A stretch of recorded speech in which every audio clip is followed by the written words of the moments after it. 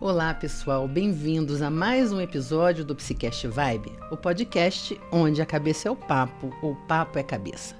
O nosso papo de hoje vai falar sobre como a gente ocupa o espaço externo em função do nosso ambiente interno. Como é que essa conversa entre aquilo que a gente vive dentro e aquilo que tem do lado de fora, que nos ajuda a ter mais ou menos conforto, mais ou menos bem-estar, mais ou menos saúde mental. Para falar sobre esse assunto, nós temos dois convidados muito especiais, mas antes de apresentar nossos convidados, quero convidar vocês a compartilhar esse podcast, a apertar o sininho para notificações e me seguir no Instagram, @CarmenLúciaGobelCoelho. Então, nós temos hoje o João Flávio Fuli, que é arquiteto, que é mestre e doutor em urbanismo, né? Mestre pela UF, doutor pela UFRJ, só vou lembrar de tudo. Exatamente. Tem escritora de arquitetura e atualmente ingressando aí para professor da UFMG. Exatamente. Muito bacana. E a nossa querida colega, amiga Karina Latini, que é professora de Geografia e de Sociologia, que vai nos ajudar a conversar sobre ocupação de espaço, né? sobre essa questão mais contemporânea de como a gente pensa espaço e como a gente ocupa esse espaço e como a gente é dentro dessa ocupação. Então, passar a palavra para vocês aí se apresentarem, se quiserem falar um pouquinho, e depois a gente começa com a conversa oficialmente. Bom, primeiro queria agradecer um convite. Eu acho que é muito legal quando a gente trabalha essa interdisciplinaridade, né? Então, arquitetura e psicologia, o jeito que a gente se relaciona nesse espaço e como que esse espaço ele também se relaciona com a gente. Eu acho que é um assunto que vai permear várias áreas. Então, tem a geografia aqui do lado, né? A psicologia, a arquitetura, o urbanismo, quando a gente vai falar de cidade. Então, acho que tem muito a agregar assim, para os três campos. E uma breve introdução, eu sou professor de arquitetura e de urbanismo, já tendo dado aula na UFRJ, na UERJ, na Estácio, e agora indo virar mineiro de vez, né, para a UFMG. Coisa boa.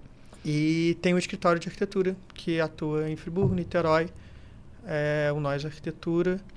E aí vamos debatendo com o debate, às vezes vão surgindo novas questões. Aliás, excelente arquiteto, né? Eu também gostaria de agradecer, é uma honra estar aqui. Acabei de revelar para a Carmen que ela foi minha professora, embora a gente já trabalhe junto há 7 anos. Você viu que coisa horrível a memória da pessoa aqui, né?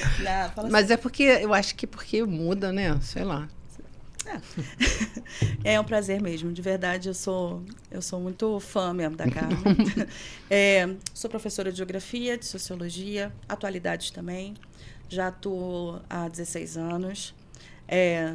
Gosto muito desse papo interdisciplinar que geralmente as pessoas falam assim, nossa, mas o que tem a ver uma coisa com a outra? E tem tudo a ver.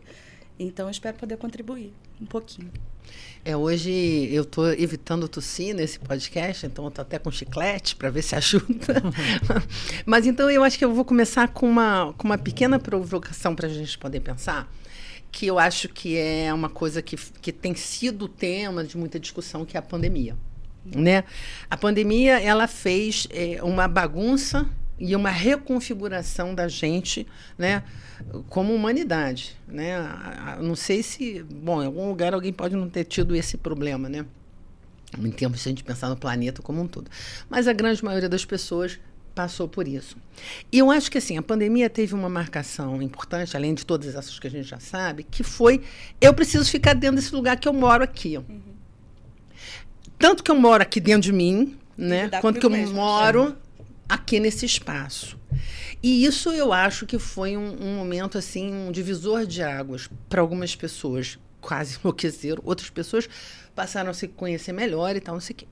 Mas, assim, você percebe, né, que isso fez alguma reconfiguração no olhar sobre a arquitetura? Porque eu acho que ficou muito mais evidente, né? Sim, eu acho que são duas construções que a gente pode tirar, assim, da pandemia. Uma é a reflexão sobre o tempo, né? A gente teve tempos que a gente não tinha para determinadas atividades, né? Então, o fato de estar num lugar com um tempo, no mesmo lugar, olhando para esse lugar, estando com essas atividades se misturando, trabalho, lazer, descanso, comer, né? Tudo começou a acontecer junto. A gente teve tempo para olhar quais atividades a gente estava priorizando, outras não. Então, acho que tem uma construção do tempo que é super importante. E a segunda construção do tempo, quando a gente fala dessas diversas atividades, ela aí agora vai começar a lidar com o espaço, né? A gente teve sobreposição de atividades no mesmo espaço. Uhum. Então, a gente começou a olhar para esse nosso lugar da casa em que ausências apareciam, né? Então, o lugar que antes eu comia rápido, vendo TV para ir para o trabalho, agora esse tipo de atividade ele talvez já não fazia mais sentido. Então, eu precisava ter um lugar de comer, um lugar de estar, né? O lugar de trabalhar, antes eu respondia um e-mail em casa e aí o filho estava chorando ou já estava acontecendo uma outra questão, isso não era um problema, mas agora eu trabalho e tenho 8 horas de trabalho dentro desse mesmo espaço. Então, essa sobreposição de atividades dentro do lugar do morar, eu acho que trouxe rupturas e trouxe demandas e trouxe novas necessidades espaciais que antes a gente entendia que tá tudo bem não ter em casa, né? Tem um vídeo que eu gosto muito que é não vou ter ele completo aqui, mas fala que a gente se acostuma, né? E por muito tempo a gente foi se acostumando com esse ambiente de casa e as suas ausências, né? De espaços, de mobiliários, de tarefas, e aí a pandemia ela rompeu com isso, falou, olha, não é tão fácil você trabalhar aqui, não é tão fácil 6 pessoas dividirem esse lugar por mais tempo, e aí você começa a rediscutir esse espaço da casa, né, e o que se faz também dentro de casa, né, E como as pessoas ficaram perdidas, né, sem ter muita saída, né, para esse cenário, porque, como a gente sempre falou, é uma coisa super nova. Ninguém viveu isso, ninguém estava preparado para isso, então a gente teve que conhecer para aprender e estruturar, né? E eu sei por exemplo, a gente falava, vamos dar uma volta na Lajota, porque a gente mora num sítio, você pode sair de dentro de casa e dar uma voltinha, ok. Mas tinha gente que morava em um apartamento de quarto e sala, ou, sei lá, uma kitnet, vai andar onde? Né? E aí sim, vamos voltar a essa questão do espaço, né? Qual seria, né, uma situação mais confortável nesse sentido? Assim, se você tivesse, né, se você tiver, né, que trabalhar em home office mesmo, que você tem que ficar só dentro de casa, como é que você teria que pensar esse espaço, né? Bem, eu acho que a sua fala ela trouxe 2 questões assim que eu acho que são super legais. Você falou assim, e eu tinha necessidade de andar, e eu tinha necessidade de ir em algum lugar, né? A gente também deu importância ao fora, né? E se a gente for remeter a quantos lugares e quantos apartamentos, principalmente se a gente for para regiões mais adensadas, esse fora ele não é relacionado ao espaço interno, né? A gente cria uma ruptura de parâmetro, né? Então a gente vai pensar, vou dar um exemplo, Copacabana, né? O que é uma olhada de fundos num 3º andar de um prédio de 12 andares. Você olha da janela e você vê 6 vizinhos, né? Você não vê céu, né? Você não olha ao longe. Então, eu acho que existe hoje, inclusive, essa reconfiguração de entender essa interface entre espaço interno e espaço externo como algo fundamental, né? O que é estar 8 horas dentro de um ambiente fechado trabalhando. Então, até indo para o segundo ponto, dentro do que você comentou, o espaço de trabalho ele também começou a ser menos essa ideia enclausurada, o meu trabalho e 8 horas e uma produção contínua, né? Ao mesmo tempo que também se questionou essa relação entre trabalho e afazeres outros da casa, né? Então, eu estava trabalhando, mas a minha criança está no mesmo cômodo, ou eu olho, tem uma sujeira, eu tenho que limpar. Então, a gente conversando agora sobre o espaço do trabalho dentro de casa, a gente começou a ver até onde se é permissível relacionar trabalhos e as outras atividades que você tem em casa, né? Que é descanso, lazer, refeições, enfim. O próprio serviço de casa, né? Quantas vezes a gente está trabalhando numa coisa e fala assim, mas eu tenho que tirar a roupa da máquina. Aí você interrompe o trabalho, tira a roupa da máquina, e tira a roupa da máquina, mas já está na hora do almoço. Mas aí alguém está com a TV, aí você se interessava. E é quando você viu aquelas 4 atividades, lazer, serviço de casa, o próprio trabalho que você estava fazendo se misturava e passava o tempo e nenhuma delas estava... Ficou sem fronteira, né? Sim. Vamos colocar assim, as fronteiras ficaram muito tênues, você não conseguia ver. E eu acho também que a gente, fazendo uma análise mais social, assim, a pandemia ela escancarou muita coisa, né?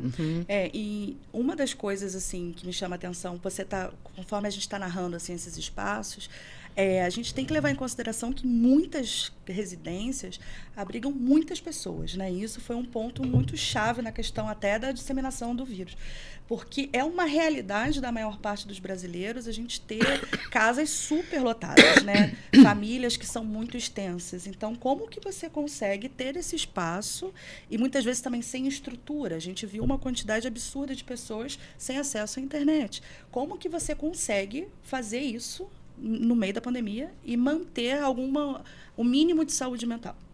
Eu acho que tem uma construção legal nessa sua fala, que a gente está falando do espaço de individualidade versus o espaço de coletividade. E a gente pode trazer coletividade em vários níveis, né? Então, o espaço do indivíduo, o espaço do casal, o espaço da família, o espaço dos amigos, né? Ou de pessoas outras que entram na casa. E quanto isso, às vezes, não era questionado, né? Do tipo, eu moro com a minha família, eu estou sempre em casal, Eu moro com a minha namorada, eu trabalho com ela, ela é minha sócia, a gente passa ali muito tempo junto. Eu agradeço da minha casa ter 2 andares em algum momento. Porque em algum momento ela está no andar de cima e eu estou no embaixo. Isso é individualidade, não é uma crise de casal, não é um problema de casal, mas existem os momentos do indivíduo, do casal, do coletivo família, do coletivo geral. E a pandemia falou assim, cara, eu não tenho nenhum desses espaços na minha casa. Eles estão todos a mesma coisa, né? Então, a gente viu casais se separando, a gente viu problemas familiares enormes. E, às vezes, não é um problema da família, não era um problema do casal, era um problema dessa relação em que o espaço ele se mostrou ainda ausente de determinadas... Fica só, né? O Winnicott é um psicanalista aí, que falava muito que quando a gente realmente chega num ponto bem bacana, é a tua capacidade de poder estar só. Não é estar só, ficar sozinho na solidão, né? Não preciso de ninguém. Mas poder estar bem quando você também está sozinho. E aquilo ali também não foi tão possível. Mas eu estou lembrando de uma outra coisa que eu vou trazer para vocês, que a gente... outro dia eu ouvi um conceito, né, e uma explicação sobre racismo climático. Ambiental. Racismo ambiental. Certo. Sei lá, eu entendi, climático, ambiental, sei lá. E que o quanto que as pessoas que vivem em situações menos favoráveis de ocupação de espaço, né? Elas sofreram, por exemplo, naquela onda de calor, que 5 pessoas em 30 metros quadrados, se é que era 30 metros quadrados, uma onda de calor que foi quase, 70 graus de sensação térmica. 0 estrutura, né? Muitas pessoas morreram, inclusive, né? Porque não aguentaram. Então, como é que a gente pode pensar essa questão da ocupação do espaço? Como é que a gente pode pensar a nossa humanidade, né? Como é que o humano pode ocupar o espaço de uma maneira mais voltada para uma saúde, mais voltada para a convivência e com respeito ao mínimo necessário, né? A gente antes estava falando sobre a questão do mínimo necessário de espaço para uma pessoa, né? Essa questão do racismo ambiental, ela vem ganhando muita força aqui nos últimos anos. Inclusive, o Enem pede recorrentemente também esse domínio desse tema. E é uma coisa nova, relativamente, porque é isso. O que é o racismo ambiental? Ele é a definição do seguinte: áreas de risco, como uma encosta, por exemplo, ela vai ser ocupada majoritariamente por que grupo de pessoas, né? Por que grupo étnico? E a gente sabe que são pessoas que que tem cor, que tem a classe social definida, né? Então, esse é o primeiro ponto. Então, aí, quando você tem uma situação de extremos climáticos, que é o que a gente está vivendo, as primeiras pessoas que serão afetadas são essas, né? E aí é a questão mesmo do poder público de pensar essa ocupação do espaço. Inclusive, assim, recentemente está ganhando força também um diálogo, um debate que eu acho muito interessante, porque a gente falava muito assim, uma tragédia, aconteceu uma tragédia. Não, não é uma tragédia. Né? Isso, a gente sabe que isso vai acontecer. Então, uma tragédia, um acidente é uma coisa que você não esperava e ele está acontecendo, né? É claro que é uma tragédia de fato, mas é uma tragédia anunciada. A gente já sabe que a qualquer momento, uma chuva mais forte, a gente aqui em Friburgo, a gente sabe bem como é que é isso, uma chuva mais forte, a gente sabe quem vai ser afetado. Né? Numa crise de calor, numa onda de calor, a gente sabe quem vai ser afetado. Aqui até foi mais democrático também da última vez. Da última vez foi. Mas geralmente não é, né? Então, isso é uma questão de poder público mesmo. E aí, a gente jogando isso para pensar urbanismo, né? E nem só arquitetura. Como que a gente pode pensar no respeito às ocupações dos espaços para que as pessoas fiquem bem? Eu vou dar um exemplo. Às vezes eu vejo fora do Brasil, você vê as pessoas até sem grana, em lugares mais ermos, construções menos favorecidas. Mas, cara, tem florzinha, é pintado, é arrumado. Eu não sei como é que é dentro, mas do lado de fora parece. E quando você olha para cá, você tem uma sensação de uma coisa meio caótica, né? Não sei. Vou tentar trabalhar com alguns termos para a gente tentar amarrar todo que está vindo. Assim, são muitas questões, né? É um tema que vai suscitar várias questões. Eu gosto de trabalhar com a ideia de tensões espaciais. Assim. Então, se eu estou num ambiente que tem barulho, eu estou apertado, eu não tenho uma relação muito próxima de vizinhos, eu tenho o meu espaço individual invadido, né, que são as primeiras questões que surgiram. Eu estou a gente falou da questão ambiental, sobre uma tensão de que se chover eu posso ter problema, eu tenho tensão de que a minha casa ela não está ainda bem preparada, pode ter goteira, né? Essas tensões vão se somando dentro de você como indivíduo e você reage a elas. Né? Então, eu acho que é super importante a gente entender esse lugar de você, determinados grupos sociais ou determinadas áreas da cidade, se gerarem mais tensões, né? Já que a gente está falando sobre psicologia e espaço, sobre esses indivíduos ou não, e como que isso vai retornar para todos os aspectos da sua vida. Sobre a questão das cidades, e quando você fala da beleza, do florido, da harmonia, né? E versus o caos, quando a gente vai discutir, se a gente for discutir favela, assim, eu vou tentar simplificar até a própria leitura numa outra discussão muito grande. Às vezes você entra em casas de favela que você não espera. Você não imagina o espaço que tem dentro. O espaço é limpo, é arrumado, tem tapetinho, tem tudo, assim. Então, a gente pode se aparentar um grande caos, assim, de organização, mas existem muitas estruturas interessantes, tanto de individualidade quanto de coletividade nesses espaços, assim. Ao mesmo tempo que a gente tem essa primeira leitura desses espaços como os lugares de caos, são os lugares mais vida, assim, tanto individual quanto vida coletiva.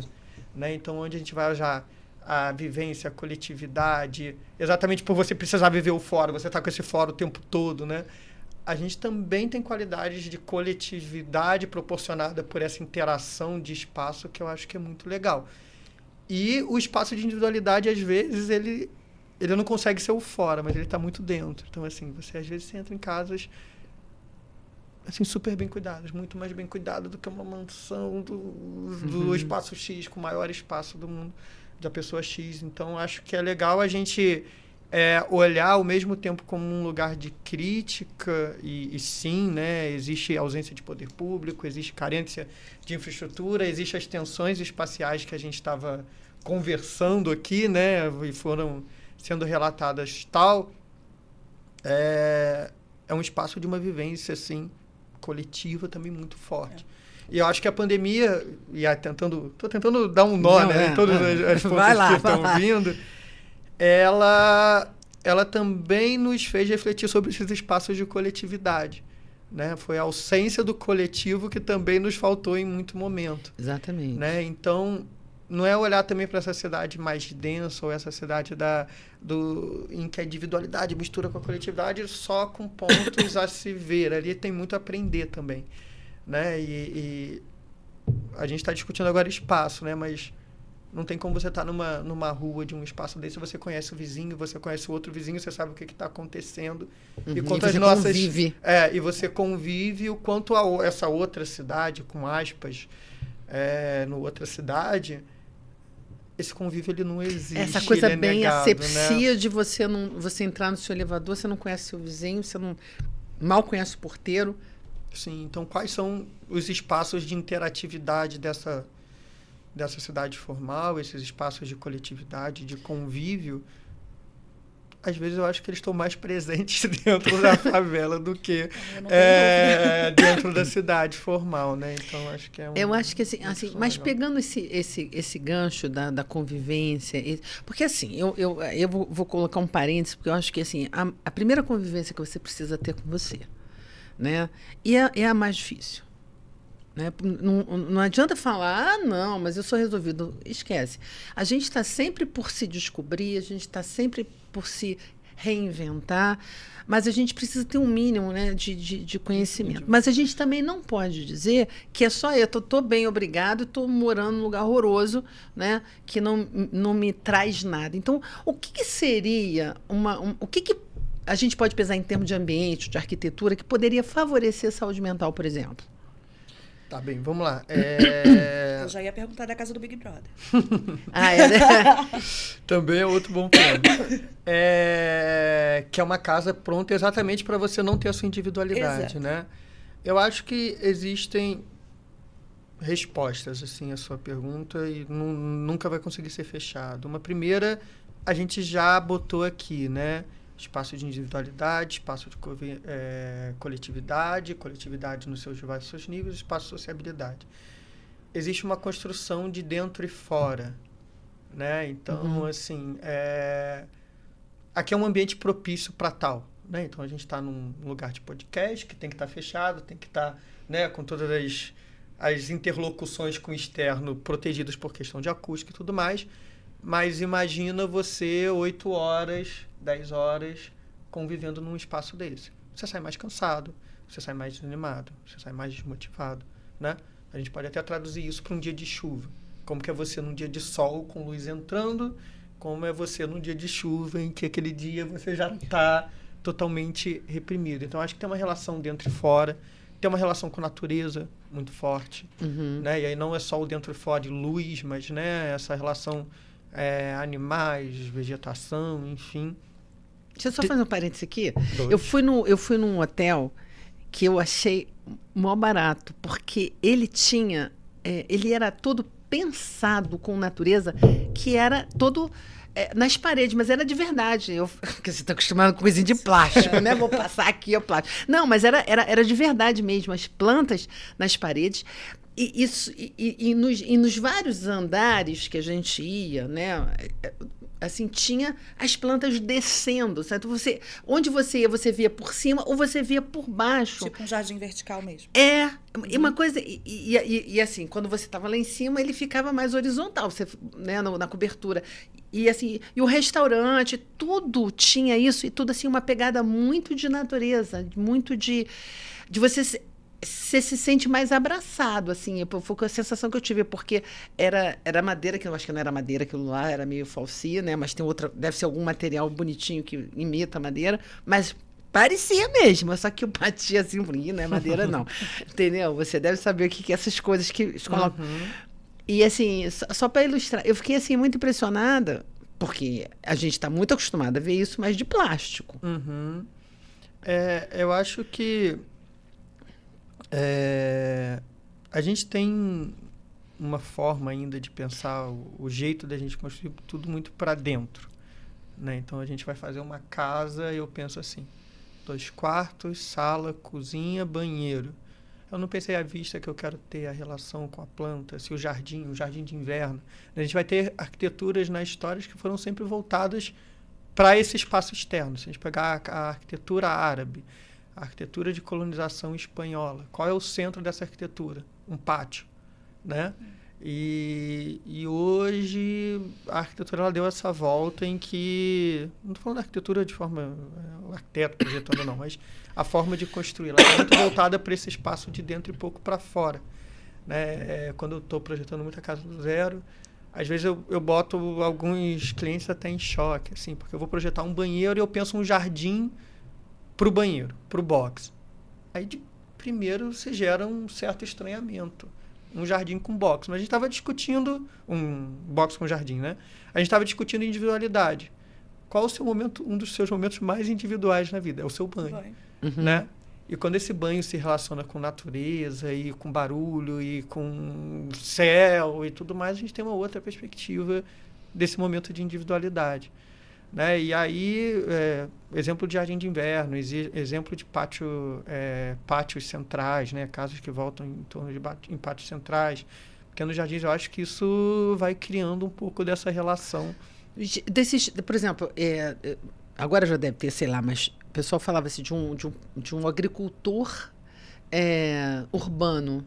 Tem aquele cara que tem uma plantaçãozinha de coisinhas dentro de casa para seu consumo, mas também para trazer o verde para sua casa, né? Então, eu acho que assim, como que a gente pensa, né? Que elementos, então você falou agora da planta, da natureza, que elementos a gente pode pensar, né? Não só no ambiente interno, mas também do lado de fora, né? Na rua, né? Nos centros urbanos, mas que elementos a gente pode dizer assim, pô, isso é legal para você ficar melhor, para você ficar bem, né?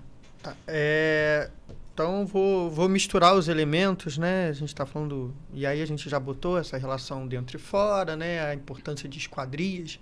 Né? Se a gente for pensar, eu sempre falo assim, que uma das piores indústrias do mundo de esquadria é a brasileira. Né? Esses blindex, a gente faz tudo janelinha de 1 e 2, 1 por 2, 1 por 60, né? E aquilo é a nossa relação com o lado de fora. Isso é muito complexo, assim, até a própria qualidade de troca interno e externo. Mas, enfim, não é o debate. Eu queria botar alguns outros pontos, assim, eu acho que é legal.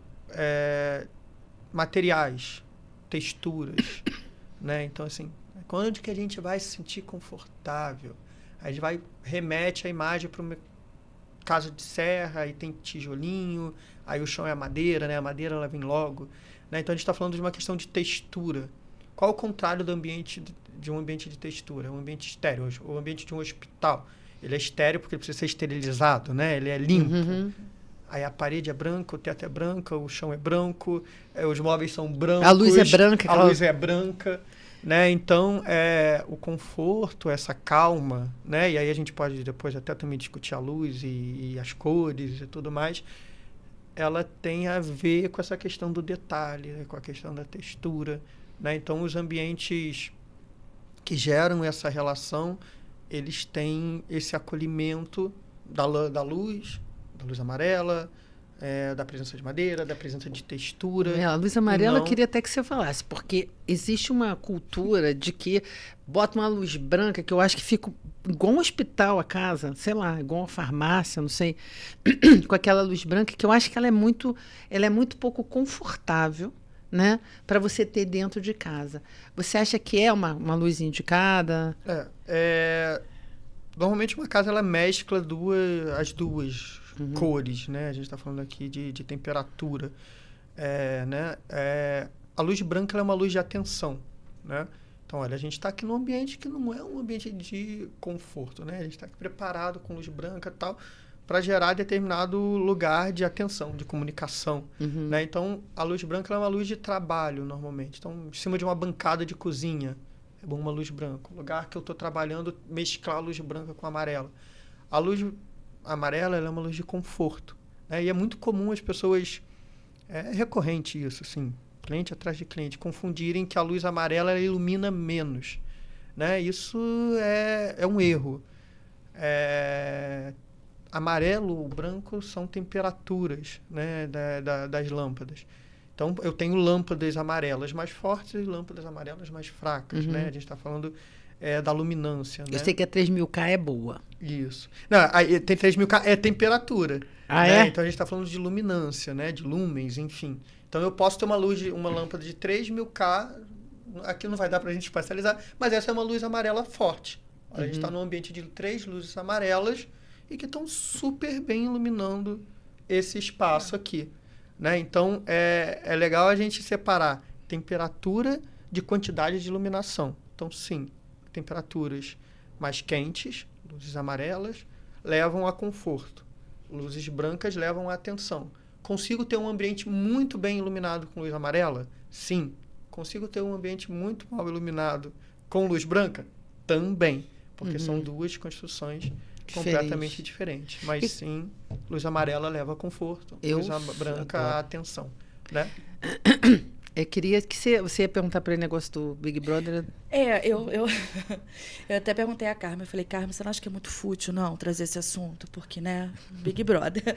Mas eu acho muito, muito interessante como... primeiro que eu adoro ficar olhando aquilo como um experimento social mesmo, e eu preciso, né, porque às vezes surgem ali pautas interessantes para eu trazer para a sala de aula, porque meus alunos estão sempre assistindo e tal. Mas me chama muita atenção as cores, a decoração, não só assim, absolutamente todos os espaços, né? É quase que uma poluição mesmo visual ali de estímulo nos cômodos, né, onde são compartilhados ali. E, ao mesmo tempo, quando você tem aquelas dinâmicas que precisam que a pessoa chegue perto de um semi-surto, tira-se toda a cor, né? Que é o famoso quarto branco, é tudo branco.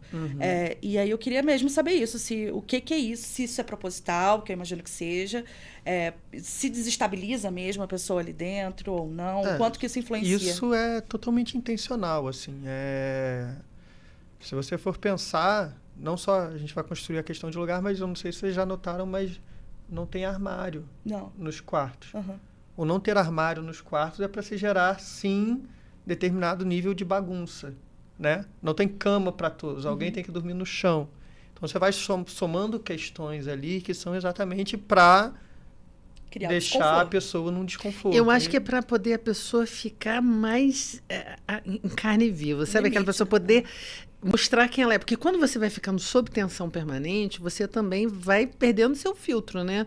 Até o momento que... Não é todo mundo, mas as pessoas vão se mostrando mais, vai esquecendo que está numa casa vigiada e vai sendo mais ela mesma, né? E aí eu acho que a ideia é essa, né? Que você possa, né, esgarçar, escancarar. Mas isso também foi sendo construído com o tempo, né? Se você for ver, as primeiras casas de Big Brother eram umas casas totalmente normais. Totalmente. E aí, não, mas a gente quer o entretenimento da confusão, da complexidade da relação.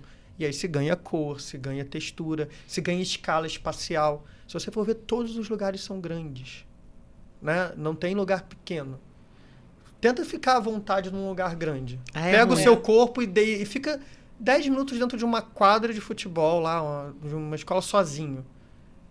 Você fica... Então, assim, se você for somar textura, cor, luz, lâmpada, bagunça, falta de armário, falta de espaços individuais, né? A gente já falou disso. Tá sempre sofá coletivo, cadeira coletiva, mesa coletiva, quarto coletivo, um banheiro. E aí, então a gente vai criando ali... Que o banheiro que a gente conversou agora, que era o espaço de individualidade, também é de individualidade. Você toma banho com vidro e com 3 pessoas escovando o dente. Toda a construção espacial, ela é pensada, sim, para que se gere relações conflituosas, né?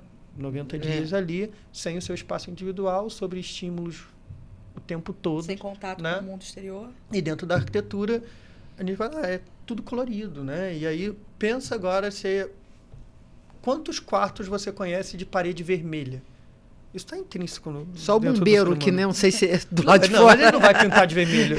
E por que o bombeiro é vermelho? Talvez, não estou falando com uma verdade isso. Mas talvez porque é um lugar do bombeiro está sempre em atenção. Né? Não tem uma relação. O bombeiro é o cara de atenção extrema, né? Não, dentro do quartel, eu não sei, né? Mas do lado de fora, né? Você sempre vê. Mas eu queria falar uma coisa assim.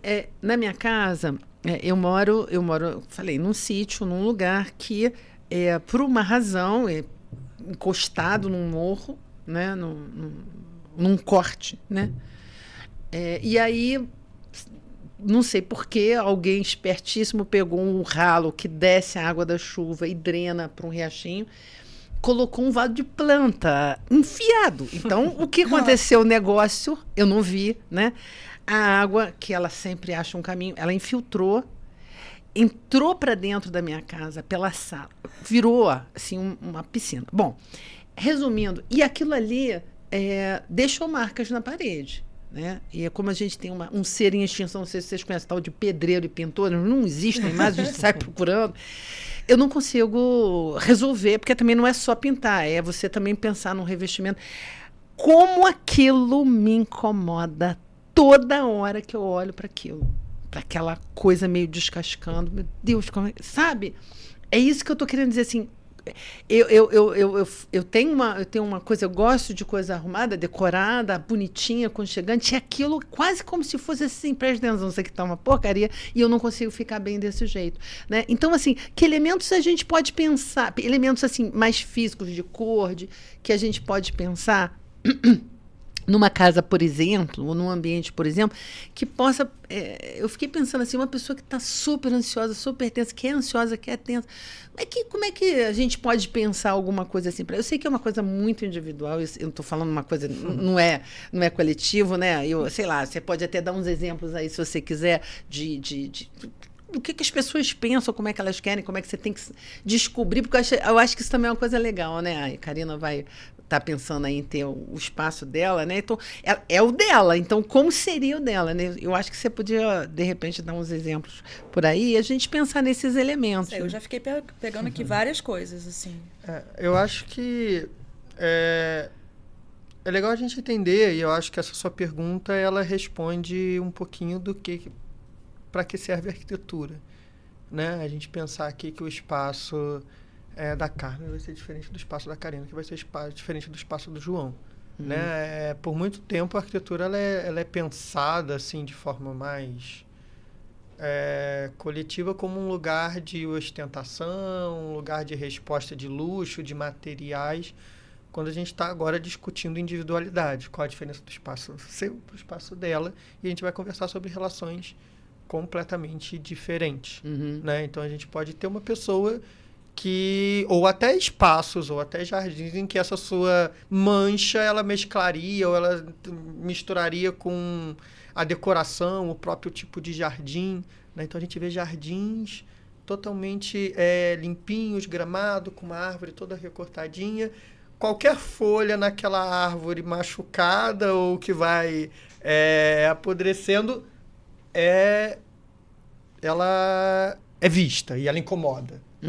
Existe outro jardim, que é um jardim mais... É lá de casa. Natureza, mais mato, que essa folhinha lá que está caindo, ela se mescla nesse ambiente. Então, também o ambiente, existem ambientes em que determinada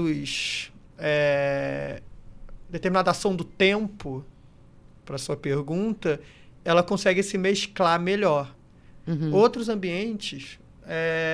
e outras pessoas, e outras decorações, enfim, a ação do tempo, ela é agressiva, ela incomoda, né? É só a gente pensar assim, e aí esses termos, eu nem gosto de usar muito eles, mas uma arquitetura mais rústica, uma arquitetura mais minimalista, mais clean, qualquer uma dessas palavras. Sustentável.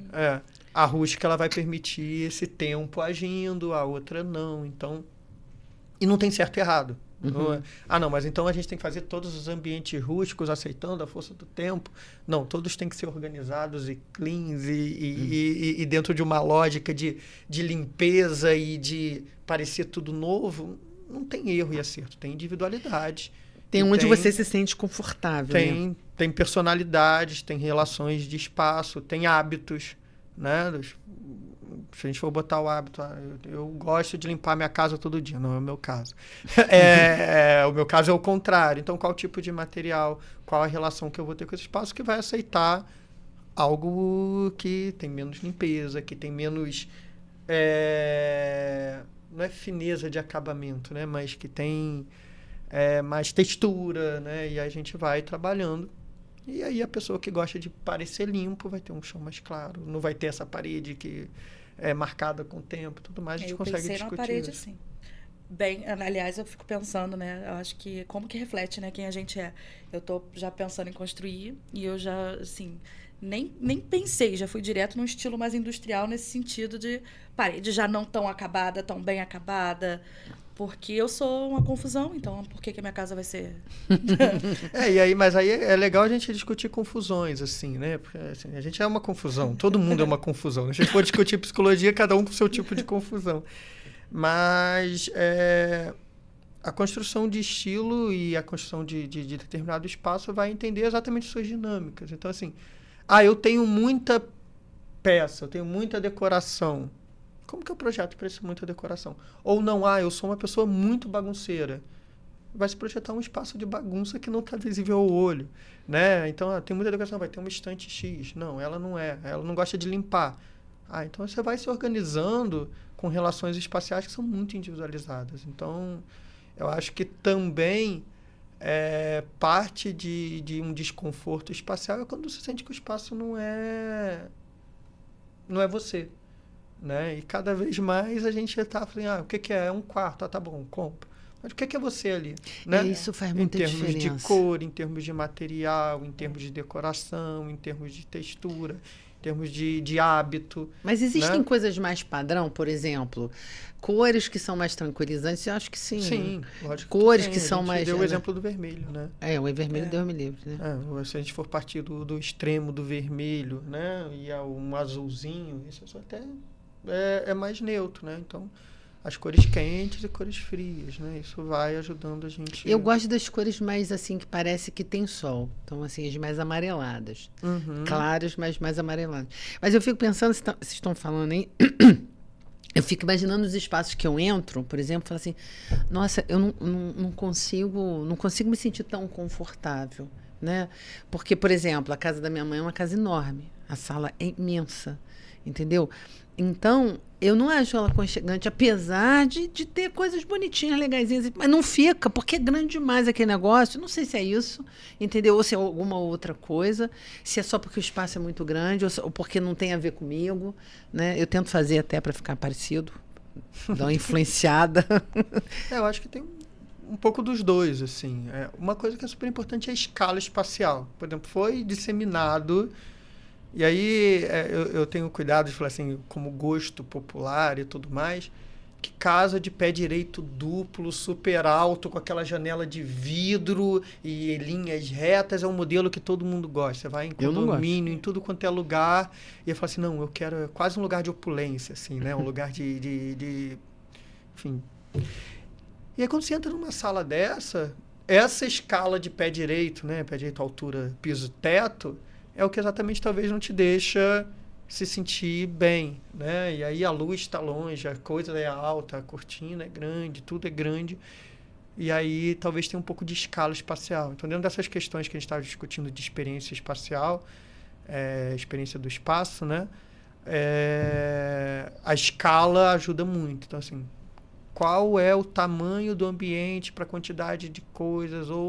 Então, se eu estou sozinho numa sala de 40, 50 metros, é muito difícil eu sentir confortável. Mas é o melhor sofá do mundo. 130, é bem grande. Então, fica ruim.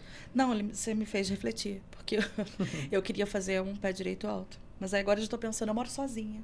Acho que eu vou me sentir mais... Então, e aí, lógico que tem outros pés direitos altos, aí não dá pra gente aqui ter desenho, projeto e tudo mais, mas existe uma dinâmica, assim, entre...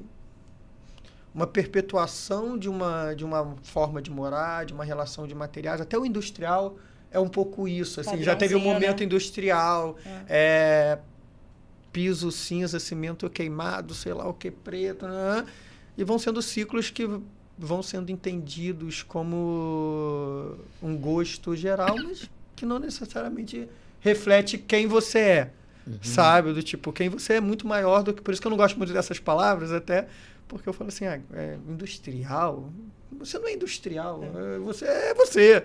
Entende? Sabe? Do tipo, você é rústica, não, eu tô comendo capinha. Não, você não, você tem tendências a aconchego, a limpeza, a maior espaço, a estar mais recolhido, a textura, o jeito que você senta, o jeito que... Tem gente que senta no sofá e quer sentar no sofá assim. Tem gente que quer deitar no sofá. E qual que é o erro? Nenhum. Então, assim, que tipo de sofá, que tipo de textura, isso é sempre muito individualizado. né? E aí a gente vai pensando nessas questões sem necessariamente elas saber o porquê, né? A arquitetura ela vai discutir assim, não, mas o pé direito é legal, amplia espaços muito pequenos, né? Que se a gente aumentar um pouco o teto, a gente vai ganhar um pouco mais de amplitude. Mas qual a escala dessa amplitude? Aí a gente já está discutindo outra coisa. Minha casa mesmo, eu tirei o gesso, deixei na laje, porque eu tinha uma sala do tamanho dessa sala aqui. Para você ter todas as suas relações de sala, eu achava super pequeno. É um prédio, não podia quebrar para os lados. Então, tira o gesso e aumenta a altura. Então, essas coisas, elas são estudadas, elas são compreendidas dentro de um pensar de espaço, assim, né? Eu estava pensando aqui, vocês estão falando assim, eu comecei a pensar a gente falando nesse conceito de casas muito pequenininhas, né, da tiny house, das casas com uma metragem muito pequena. O que se diz? Não, a gente vai fazer isso porque é como se a pessoa tivesse, sei lá, muita coisa do lado de fora para fazer. Eu não sei se é isso, entendeu? Ou porque assim, quando você vê pessoas de baixa renda, e que eu acho que essa é uma coisa que a gente deve se preocupar, né? Elas ficam em casas pequenas mesmo, né? Pode estar arrumadinha, pode estar tudo isso. Mas o que a gente está vendo é uma tendência de ser legal, de ser moda. E para mim não dá, não. Mas assim, de ser moda você ficar em espaços muito apertados. Isso, eu não sei o que vocês acham, se isso daí é uma coisa que é legal, que tá mais, é uma coisa mais mercadológica, enfim. Eu se eu tivesse que apostaria nessa questão mercadológica. É claro que tem lugares onde você precisa mesmo que os apartamentos sejam menores, que as casas sejam menores. A gente estava conversando antes aqui, falando um pouco do Japão e tal, né? Enfim, e aí você tem alguns lugares que de fato são São Paulo e tal. Mas... menor, mais ou menos, né? Mas ao mesmo tempo também é isso, é a questão do sistema capitalista querer lucrar em cima do espaço. Tanto que a gente, né, em ciências humanas, a gente fala muito do crescimento vertical das cidades, que você, né, aproveita aquele espaço que antes você construiria, sei lá, 1, 2 casas, você constrói um edifício com quantos? Né? 40, 50, 60, 100? Eu acho que existe, assim, tendências e existe apropriação de tendência. Eu acho que são duas coisas completamente diferentes. Existe, sim, uma tendência no grande... A gente está falando de reduções familiares, isso é nítido. Né? Então, antes a gente tinha casas de 5, 6 pessoas. Hoje, casais que não vão ter filhos, já sabem que não vão ter filhos. Né? A gente está num decréscimo populacional. Pela primeira vez no mundo, estagnou. O mundo não está crescendo mais em termos de população. Até por isso mesmo as casas no Japão já estão aumentando de tamanho. Então, porque o Japão já está diminuindo a taxa de natalidade absurdamente. Então, se reconhece uma tendência a menos pessoas no espaço. Isso é uma tendência de redução de atividade. Existe uma vida muito mais cosmopolita que você está muito tempo fora de casa e aí você ter uma casa muito grande que te dá todos os benefícios de casa grande, mas todos os malefícios de limpeza, manutenção, blá, blá, blá, são reflexões que são pertinentes, assim, como sociedade. E aí vocês já botaram a palavra, o mercado fala, opa, existe uma tendência disso reduzir. Vamos reduzindo até o ponto que... O cara vai morar dentro do armário. As pessoas estão aceitando, né? E aí, junto, vai se misturando o metro quadrado. Porque, assim, eu posso morar num lugar grande... Eu sou do Rio de Janeiro, né? Mas eu posso morar num lugar grande lá em Santa Cruz, a 4 horas do meu trabalho. Mas eu posso morar em 20 metros quadrados no Flamengo, que eu ando até o centro. E aí o mercado fala, tem uma galera que aceita morar em 20 metros quadrados, mas ter a qualidade de vida de andar até o trabalho. E aí você fica ali numa escolha de Sofia, né? Do tipo, ou eu vou morar com toda a área. Então, assim, isso é uma apropriação de mercado. Mas diferente, sim, existiu... A pandemia fez a gente refletir de novo sobre isso, mas existe, sim, uma tendência de redução espacial. Eu falo, meu caso mesmo... Moro eu e minha namorada. E a gente tem um 3 quartos. E com varanda e tudo mais. A gente já olha e acha grande demais. Por uma questão, a gente que limpa, é grande. Aí os 2 andares, que é a vantagem para a individualidade, é uma escada que sobe e esqueceu o copo d'água na cozinha. Vai descer para copo d'água. E eles falam assim, cara, talvez isso seja grande demais. Então, assim, existem processos de, por ser mais cosmopolita, sim, os espaços residenciais serem menores. O quanto o mercado se apropria disso e faz uma loucura, e aí o marketing vai trabalhar de que aquilo é incrível, porque você mora no centro, a 2 minutos não sei onde, a 1 minuto da academia, a 2 minutos... Né? E aí tem lavanderia embaixo, tem sei lá o que embaixo, e aí você tem uma piscina embaixo, você tem um home office embaixo.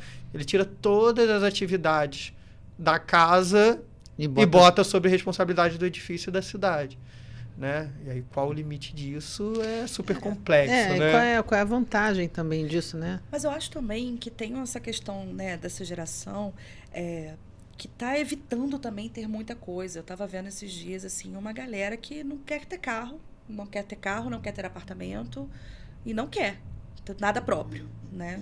Então, eu acho também que é um pouco diferente da maneira, por exemplo, como eu fui criada, né? Aí no Brasil a gente tem muito isso, né? A casa própria e tal. E hoje está vindo um povo aí que está abrindo mão disso. O ter gera responsabilidades, o ter gera atividade, manutenção, né? Gera cuidar, né? E a gente hoje discute muito uma ideia da experiência, né? Então, assim, eu tenho ou eu vou viver alguma outra coisa. Né? O filho entra nisso, a casa entra nisso, o carro, entendeu? Então, eu vou ter o filho, mas se eu tiver filho, eu deixo de viajar, eu deixo de poder ir no bar toda sexta-feira, eu deixo de jogar minha bola porque eu tenho que cuidar. E aí a gente vai vivendo essa dicotomia entre experiência e ter. Né? E eu acho que isso... Eu acho que, assim, a gente tá nessa discussão de espaço, de psicologia, de arquitetura, mas a gente entender como todas as coisas, elas estão, de uma certa forma, interligadas, né? Essa coisa da visão que a gente tem, às vezes, de coisas muito estanques, muito fragmentadas que a gente traz lá do século XX, bem cartesiano, como que é importante, por exemplo, que você tenha um profissional, um arquiteto que pense. Né? Como é importante uma pessoa que reflita sobre a ocupação de espaço, né? Em termos mais sociais, né? mais para exercer sua cidadania, porque eu acho que a gente está vivendo um momento muito pouco crítico. Não acho que assim, esse podcast aqui tem essa visão muito crítica e reflexiva, a gente procura fazer isso, mas a gente vê uma experiência muito, muito grande, né? De passar batido, de ficar na superfície, sabe? De surfar na nata ali, mas é na nata no sentido de que não afunda, né? E quanto a gente precisa pensar, né? Quanto é importante para mim, no meu ambiente interno, ter um bom ambiente externo. Não é só um ambiente externo no sentido da minha casa, mas no sentido da minha cidade, no sentido da minha rua, no sentido do meu bairro, sei lá, né? E até do meu país. Né? Mas aí eu acho que entra uma reflexão importante também. A gente não tem, Brasil... A gente não tem o hábito de olhar o coletivo. A gente não tem essa noção da sociedade. É muito pouco, enquanto poderia ser. Quando você comenta, por exemplo, da questão das favelas, eu não tenho dúvida que lá você encontra uma questão de coletividade muito mais viva do que, de fato, nas cidades. Porque a nossa cultura, ela não é assim. E isso remete lá ao tempo da colônia, como que nós fomos colonizados e todo o desenrolar até aqui. A gente não tem essa relação de entender o espaço como coletivo. Eu me lembro, na época da Copa do Mundo aqui no Brasil, que a gente achou o máximo o povo japonês indo nos estádios e recolhendo lixo, né? A gente achou que eu jogo lixo fora, como é que esse cara limpa, né? Não é? É uma coisa que, só para fazer um parênteses dos japoneses, quando eu fui a Tóquio, eu fiquei assustado, porque, enfim, eu comi um picolé, não lembro qual era o meu lixo, produzia algum lixo na rua, e tô andando por Tóquio, não tem lixeira. Eu cheguei em casa, né, não tinha lixeira, eu joguei o lixo fora. E eu fiquei incomodado com aquilo. Eu falei, Tóquio, desenvolvido, né? Não tem uma lixeira, que falta de mobiliário absurda. Mobiliário urbano, né? E aí eu fui conversar com uma amiga minha japonesa, ela falou assim, o lixo é de quem? Aí eu falei, meu. Quem é responsável pelo descarte do seu lixo? Você. Então, por que o lixo ele tem que ser compartilhado e aí eu tenho que gerar uma relação toda pública com o seu lixo, de você ter um mobiliário público e vir uma coleta pública, porque você não pode guardar o seu lixo e descartar no lugar certo? Eu falei, tá bom. E aí a rua é super limpa, né? E aí é uma rua super limpa. E assim, você é responsável pelo seu lixo. Você produziu, você descarta. Não, e além né? disso, lá ainda tem toda a questão do tipo de lixo. Existem subdivisões de lixos assim absurdas, que você leva multas e mais multas se você colocar, por exemplo, o lixo fora num dia que não é para colocar o lixo orgânico e você colocou. Nossa Senhora. Na Alemanha tem a garrafa branca, a garrafa verde, a garrafa marrom. Tem que fazer aquela coisa, dá muito trabalho também, né?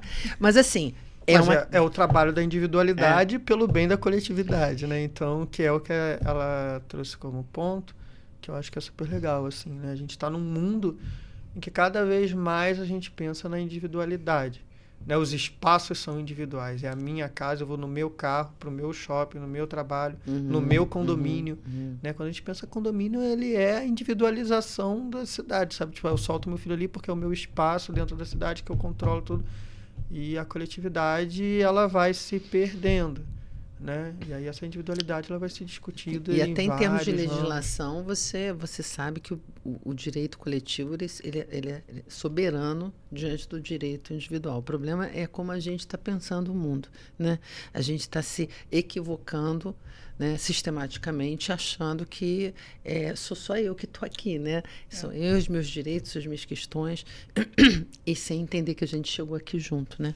Senão eu não estava, né? Gente, esses condomínios que estão surgindo aí, você certamente já viu, já deve ter até planejado. Cara, tem tudo dentro do condomínio. É absurdo. E quando eu digo tudo mesmo. É farmácia, é um posto de saúde, é um supermercado, é uma lojinha de flor, dentro de um condomínio fechado. As pessoas estão construindo mini cidades. Assim. É a ausência da sociabilidade da coletividade. Quanto mais eu controlo as minhas relações, mais eu tenho o meu espaço individual não sendo invadido. E sempre me cercando das invasões, o que gera também medo, o que gera olhar para a alteridade como um risco e não como uma experiência, e não como um aprendizado. Né? Mas uma questão legal é que, ainda que a gente procure todas essas individualidades, a gente é um ser coletivo, porque a gente continua morando na cidade. A gente quer as benesses do coletivo a todo custo. Então, assim, não, mas aí é bom eu estar aqui porque tem tal coisa próxima, tem teatro, tem cinema, tem praia, tem sei lá o quê. A gente procura, sim, a coletividade, porque senão ia todo mundo para o campo e cada um vivia no seu individual. Então, assim, eu quero ser individual até onde vai o meu benefício e eu quero ser coletivo também até onde vai o meu benefício. E isso cria uma complexidade de cidade. E nem é um paradoxo, né? Nem é um paradoxo porque não é de um lado só, né? Para mim. Né? Então, essa reflexão sobre cidade ela é super complexa, porque, ao mesmo tempo, vai gerando essa cidade sem vida, sem espaços de convivência, porque está tudo se individualizando, né? E ainda quando eu vou à rua, eu vou ao shopping, que é um espaço individual privado, né? Ele é privado, ele é controlado, ele é um semipúblico, né? E a cidade vai pegando esse lugar de inseguro, vazio. De perigo, vazio, de muros, né? Gente, mas olha só, nós estamos com o nosso tempo estourado. Nós precisamos. Sem brincadeira, a gente continua conversando, né? Eu acho que a gente até pode continuar fazendo um outro podcast para a gente pensar mais sobre isso, né? Fazer uma discussão mais ampliada. Mas eu queria, antes de passar a palavra para vocês, agradecer, né, muitíssimo a participação de vocês dois. Assim, com certeza contribui demais para a gente pensar. Acho que é muito importante a gente até talvez ampliar, né, a discussão, conhecer mais, saber mais sobre isso, né, ouvir o que as pessoas vão pedir sobre os podcasts, porque elas comentam, né?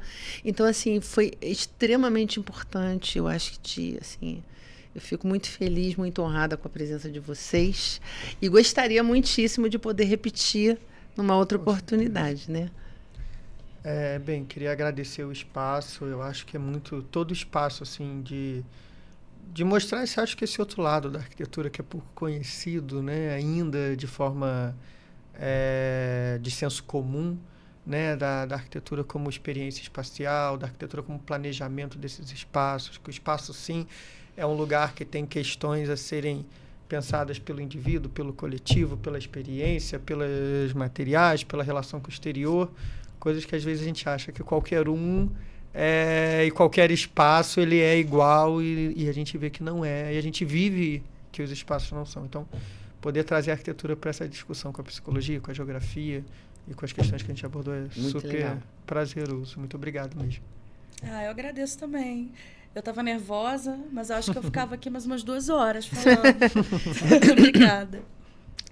Então é isso, gente. Agradeço mais uma vez, agradeço você que está nos ouvindo, ao Estúdio Realiza aí no Kadima Shopping, onde a gente realiza o nosso podcast. E a gente se encontra no próximo podcast.